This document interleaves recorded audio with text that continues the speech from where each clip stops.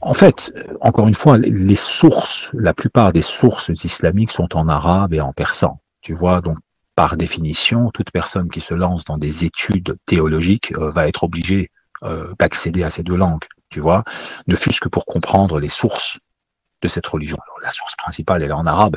Les hadiths sont en arabe, mais il y a eu beaucoup de livres de théologie qui ont été écrits en arabe et en persan. Donc c'est pour ça qu'en général, les gens qui étudient la religion, ben, ils doivent avoir accès en fait. En tout cas, les islamologues, par contre, c'est pas eux, eux, ils étudient pas nécessairement la religion sous l'angle théologique, mais si tu veux comprendre les sources premières, il te faut l'arabe.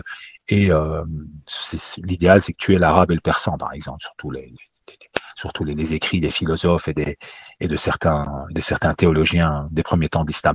Mais globalement, pour le commun des mortels, il est tout à fait possible d'être musulman et d'avoir une pratique de sa religion et d'avoir une compréhension de sa religion sans passer par ces langues. Tu vois, ce n'est pas nécessaire ni obligatoire. C'est-à-dire qu'il n'y a pas, il n'y a pas ici de règle qui va faire que si tu apprends l'arabe, fondamentalement, tu comprendras mieux ta religion. C'est pas vrai, ça. Tu vois, il n'y a pas de lien de corrélation entre la connaissance de la langue arabe et ta capacité de comprendre. Tu vois, surtout si tu pars du principe que toute religion renvoie à des principes, tu vois, et que ces principes peuvent être identifiés au-delà de la forme. Et donc la forme renvoie à des principes, et ces principes peuvent être compris sans langue arabe. Tu vois.